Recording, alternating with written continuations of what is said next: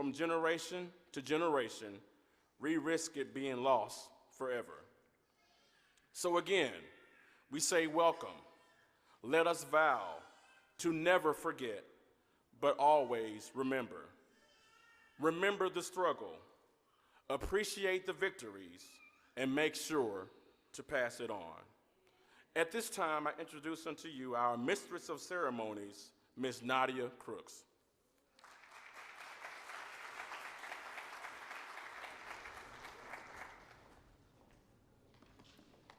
Good afternoon.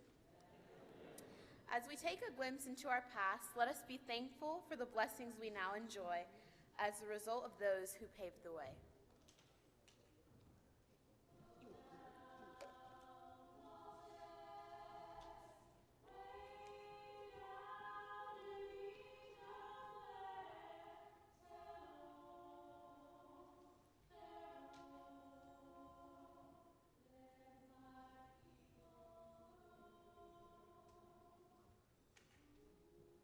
While held captive, communication and literacy efforts were limited as means of oppression.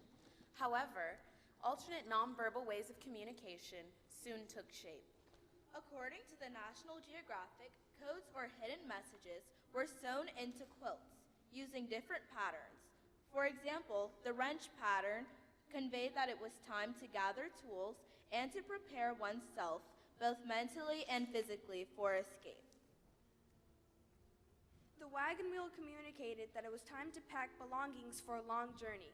Then there was the bear claw, which supposedly was a guide to head north over the Appalachian Mountains. The drunkard's path quilt would remind them to travel in a zigzag pattern as they traveled to confuse those who might be following them.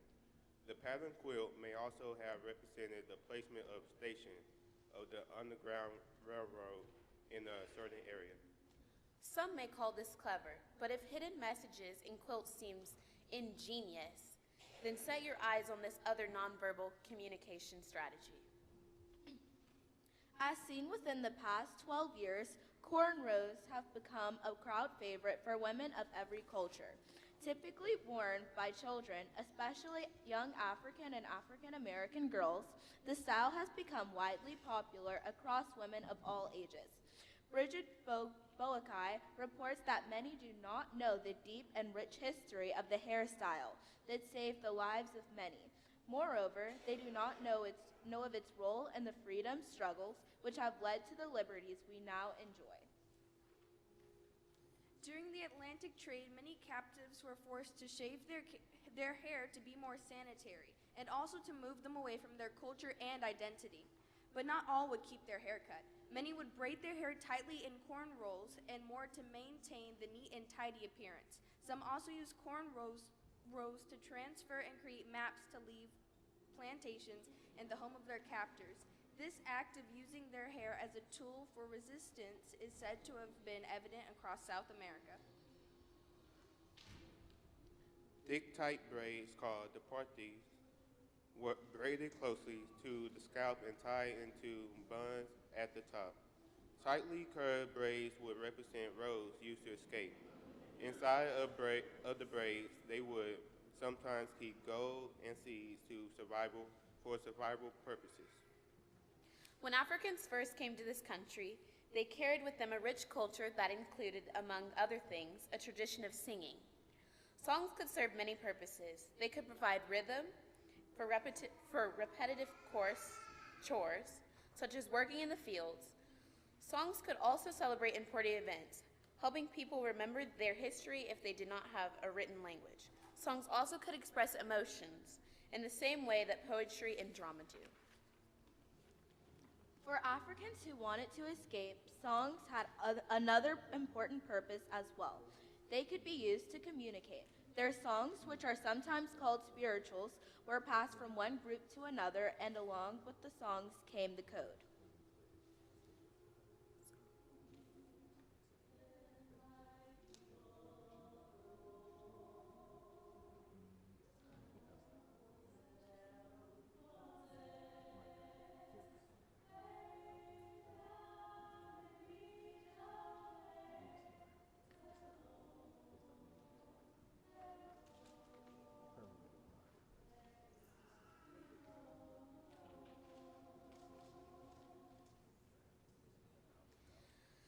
Who knew that we were going to be enlightened with such rich history today? Let's give it up for our amazing participants. Thank you for representing.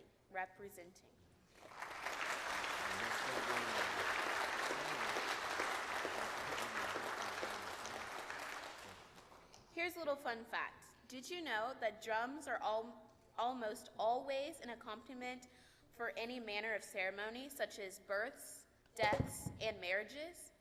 And that certain drums symbolize and protect royalty and are often housed in sacred dwellings. In fact, you could say the drum was actually the first form of the telephone. Tribes with use of the drum would communicate with other tribes often miles away. Drums were often used to signal meetings, dangers, etc. Well, Marsalis, as we continue through our program, let us remember that this is not where our history began. Let us remember that we were once rulers, emperors, and empresses, kings and queens. Marsalis, I present to you kings and queens of time past.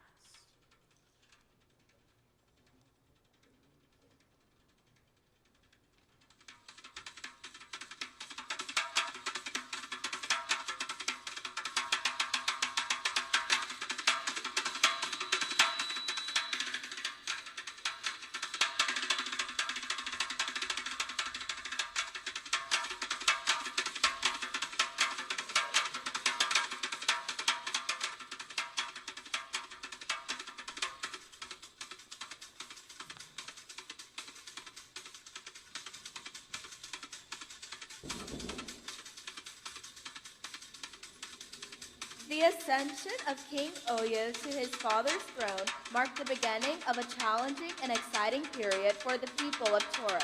At the infant age of 3½ years old, King Oyo of Toro earned a place in the Guinness Book of World Records as the youngest reigning monarch. Born April 16, 1992, he is currently 27 years old.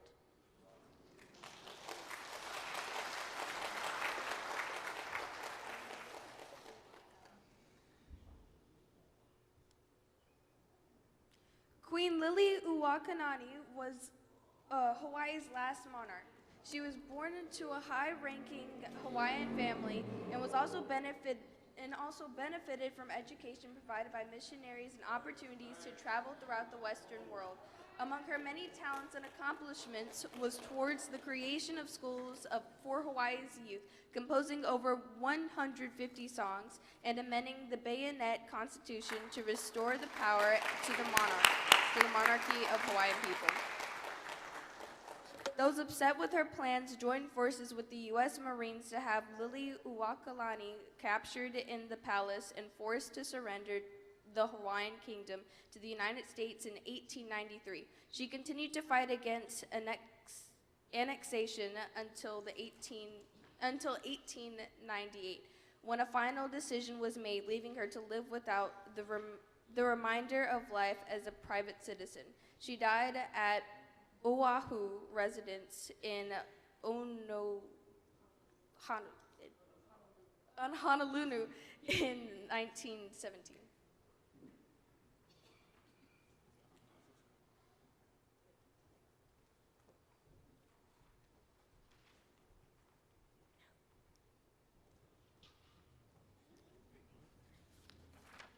King Kamehameha was the first monarch of the Kingdom of Hawaii.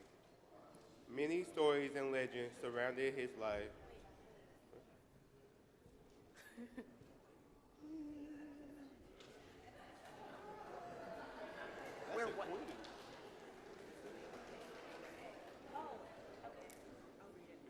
Makeda, according to lore and legend, is the mysterious and majestic Queen of Sheba.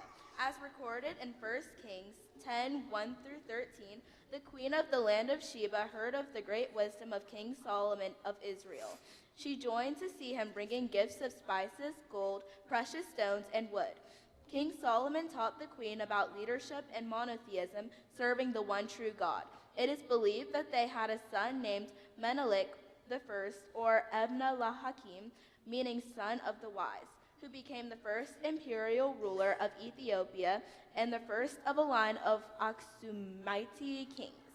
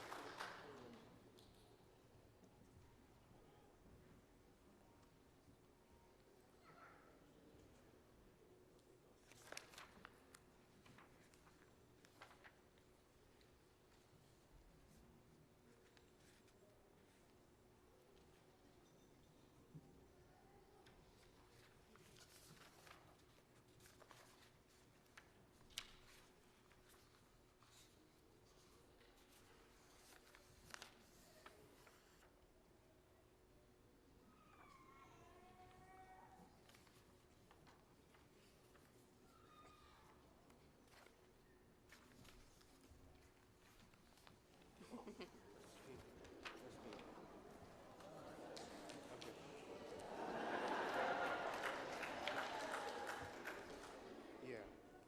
King Kamehameha was the first monarch of the Kingdom of Hawaii. Many stories and legends surrounded his life starting at birth, such as a comet being seen signaling the child's powers backed by the gods. While still a newborn, a death plot driven by the king of Hawaii Island led his mother to send away into the mountain for protection with servants. When safe, he returned flourishing as a powerful warrior and eventually became the king of the island. With a goal of unifying the entire island chain, Kamehameha ruled peacefully for 25 years, guiding the new kingdom through entanglements with foreigners of nearly every developed country of the time who came seeking adventure and profit in Hawaii. He died in Kona in 1819.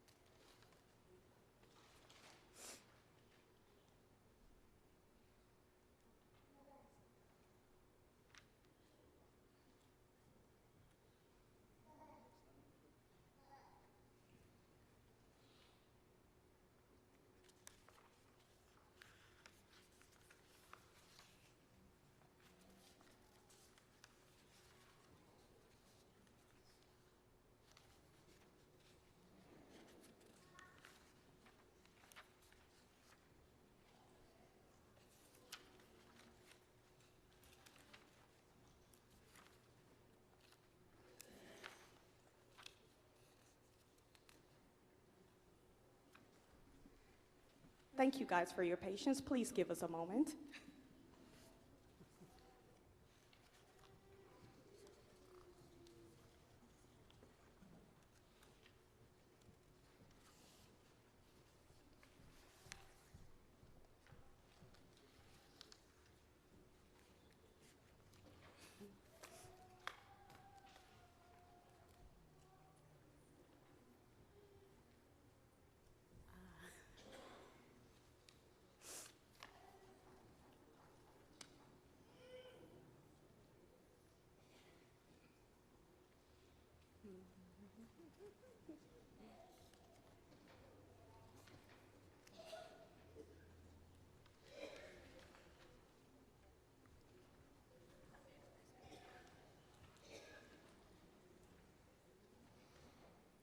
King Musa the first, ruler of the Mali Empire in West Africa from 1312 to 1337, also regarded as the richest emperor to ever live.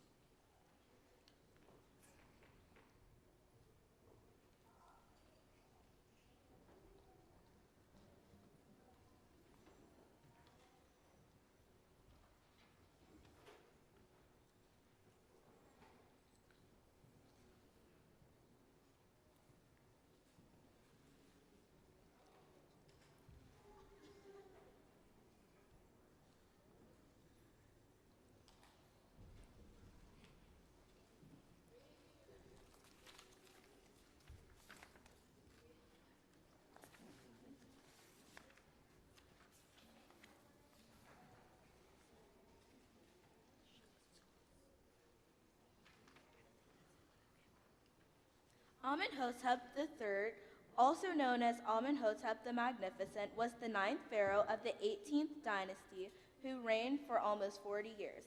Amenhotep III was one of the most prosperous rulers of ancient Egypt, keeping peace with other nations, building up the wealth of the empire, and commissioning many buildings and statues.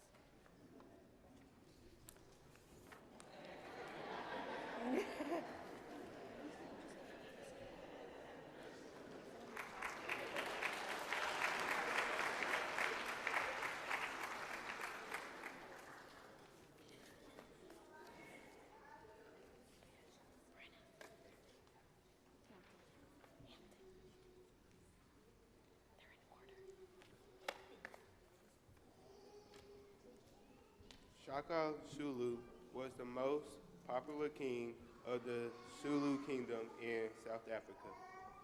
Ruling from 1818 to 1828, he was most known as a military innovator, having invented the short spear and being the first to organize his army regiments into type regiments by age.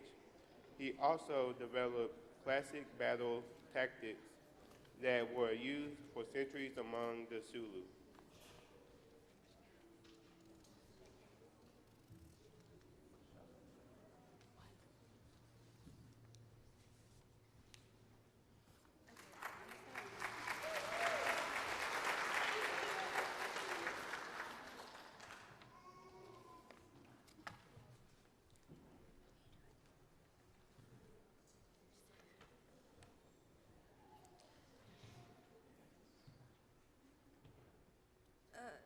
Nana Yao was a successful farmer and mother. She was an intellectual, a politician, a human rights activist, warrior queen, and leader. She promoted women emancipation as well as gender equality. She was appointed Queen Mother of Ejisu of the Ashanti Empire, now a part of modern-day Ghana, by her brother Nana Akwasi Afrane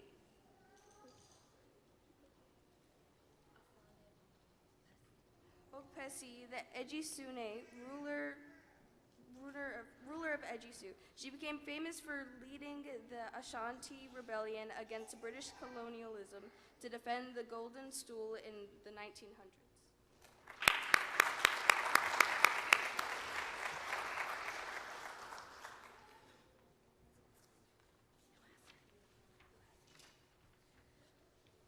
Ezana, ruler over the Axum Kingdom, 330 to 356 AD. The Axum Kingdom covered modern-day Eritrea, Somalia, Djibouti, Yemen, Saudi Arabia, Egypt, Sudan, and Ethiopia. King Azana controlled all trade via the Red Sea Canal, making Axum a world power. He is the first monarch to bring Christianity to Ethiopia.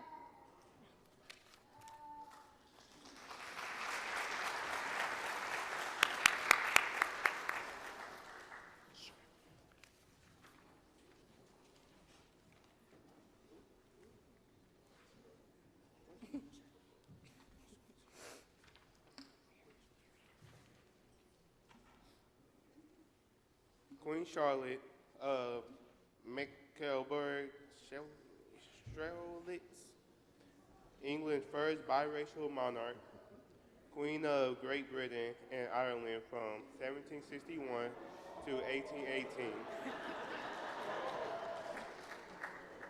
She supported famous classical composers such as Johann Bach, Handel, and Mozart. Queen Charlotte founded orphanages and a maternity hospital that is still open today in London. Charlotte, North Carolina is named after her.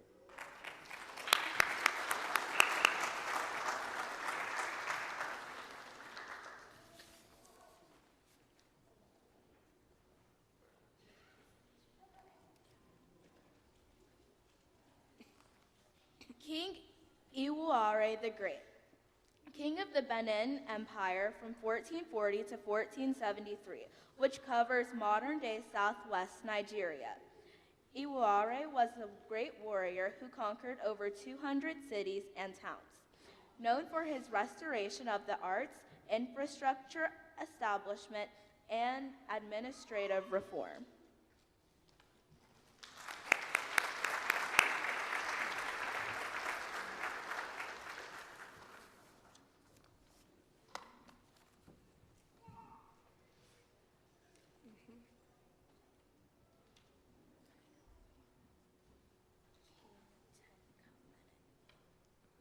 The Kingdom of Ghana reached the height of its greatness during the reign of Taka Nenin.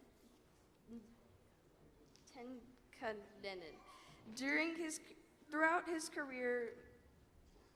careful management of gold trade across the Sahara Desert into the rest of Africa, Taka Menin's empire flourished economically, but his greatest strength was government. Each day he would ride out on horseback and listen to the problems and concerns of his people. He insisted that no one would be denied an audience and they be allowed to remain in his presence until satisfied that justice has been done.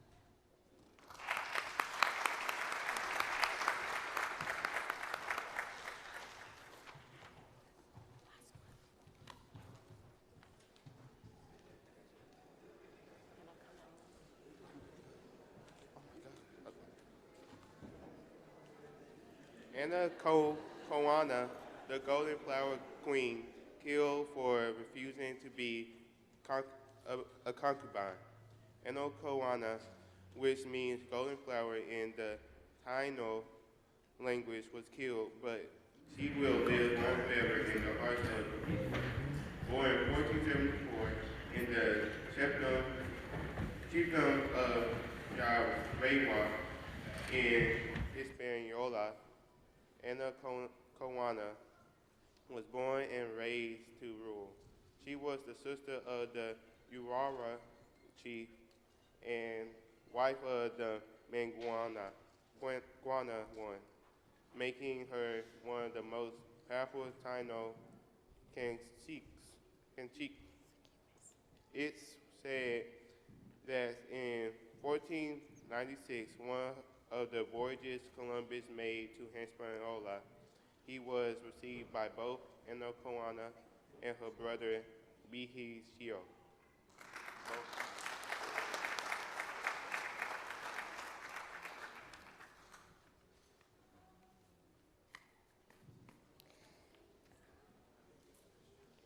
It's been an honor to serve you as your Mistress of Ceremonies this afternoon.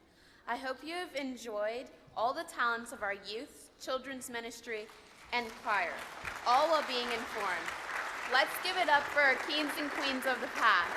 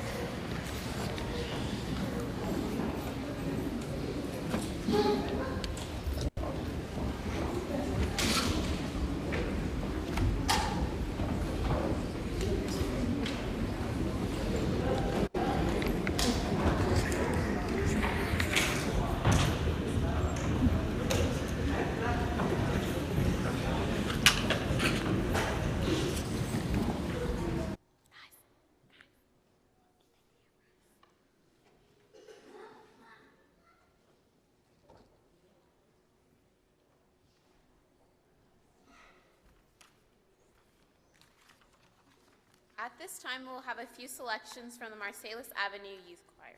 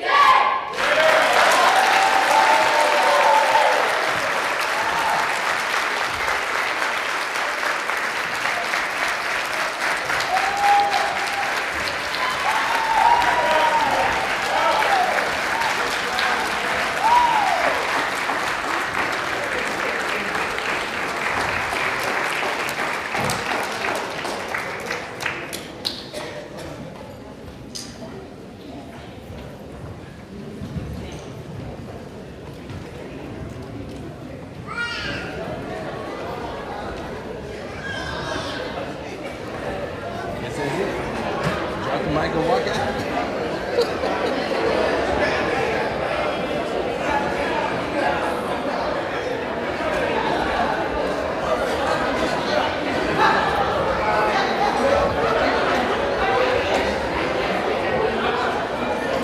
Thank you all very much. Thank you all very much. As you all are leaving, we just want to make sure that we recognize all of those people who worked so hard to get this program together.